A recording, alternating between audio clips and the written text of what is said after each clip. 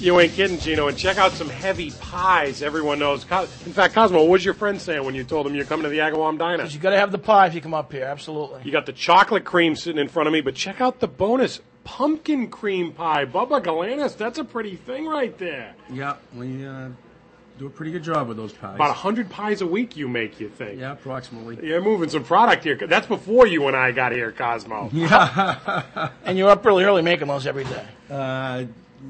I kind of That's an understatement. That's an understatement. Cosmo Macero Jr and Associates down there. Peter Cadge is off today, on assignment, let's say. So Bubba GALANIS of the AGAWAM Diner is filling in, if for no other reason than 1973 national champ at Notre Dame, Cosmo. Do you feel you're in the presence of greatness? I really do. I know I'm in the presence of greatness. In fact, one of my kids' favorite kids' books is The Story of George Gipp. So I feel that George Gipp, ND, South Bend vibe coming right off Bubba here, and it's feeling good. Well, let's do this hitters for the Gipper then, Cosmo. I want you to bring it. Before we talk ND football, Bubba, let's talk about the front page of the Herald today. There you see it.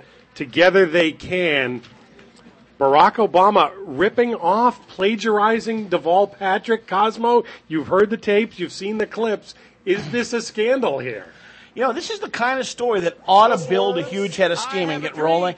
For whatever reasons, I find myself not being personally that upset about it or offended. But I got to tell you, this should tell us something about the media, how they react to this, the second-day story, how big this gets.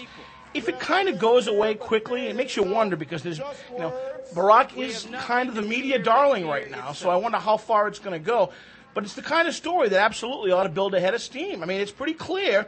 Yeah, they're friends. They're close. They compare notes. I'm sure they talk a lot. But, hey, he lifted that language directly from the words of Deval Patrick. And Deval's loving it, I think. He loves the day in the spotlight, but that language is coming right out of that speech from the gubernatorial campaign. Bubba, these guys are best friends. It's not like Barack is ripping off a Newt Rockney speech here. He's quoting one of his best friends who he knows well and talks to almost daily. Do you have any issues with this? I don't really have a big issue with it. I agree with Cosmo, though.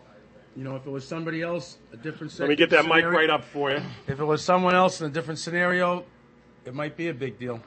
At least, Yeah, he's not quoting Newt Rockney. He's not, quoting the Gettysburg Address. But he is he is using language that's been used before in a political setting.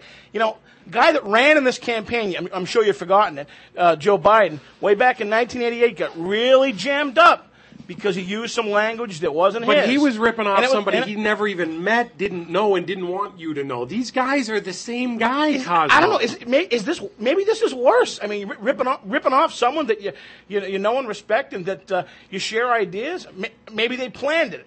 Maybe I don't know. This isn't Bubba putting in a term paper when he looked at Montana's term paper, Cosmo. He would have implicit approval from Deval to use whatever he would want. If you want to be a cynic, you could say, Barack looked and said, hey, that really worked well for Deval Patrick. I'm going to use that right here. And I think the media ought to jump on this and see where it goes. But I haven't got the sense yet that this is going to be a big headline that keeps carrying forward after today. Bubba, we haven't gotten you to weigh in on this yet. Who wins the Democratic nomination, Barack or Hillary?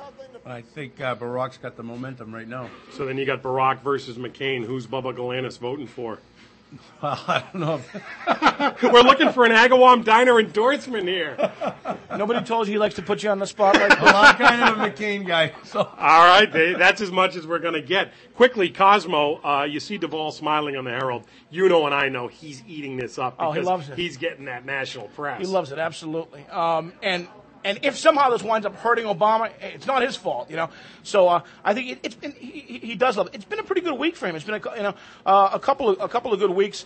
Right now, today there's going to be a big rally on Beacon Hill in support of his casino legislation.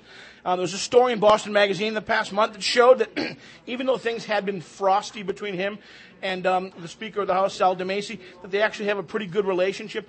I think things are starting to come around for him, which I'm not surprised about. What I was surprised about going way back was how quickly his supporters jumped right off his bandwagon and were ready to write the guy's political obituary because he had a bad few months.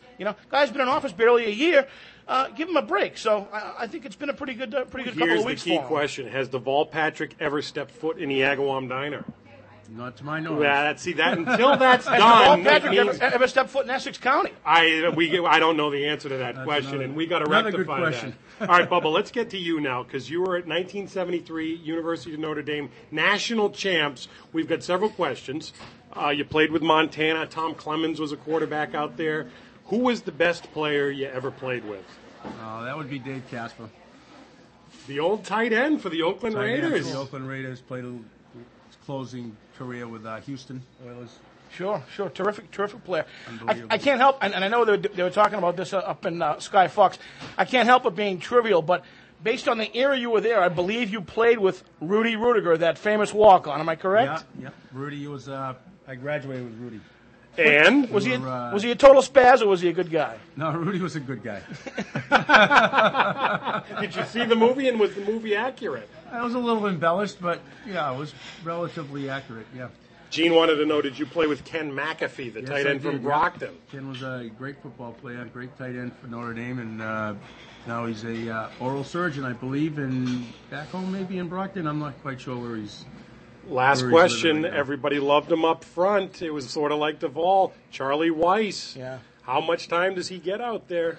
Gets one more year, one and done. I think he's got to get something done this How many year. wins do you need to see from him, Bubba, this year that you say, okay, you bought yourself some time? Well, I think he's got to get up in that 500-plus range. He's really going to be playing with his own players this year, and it's time to produce some wins. That's what it's all about. Cosmo Macero of National O'Neill Associates. Championships. Bubba Galanis, we're going to sit in here and have some pie now, if you don't mind, Bubba. Yeah, absolutely. You're my guest. You got to go make some I'm more. gonna go make some more. Bubba, great job. Great seeing you. Thanks for letting us applaud you this morning. We'll take a timeout.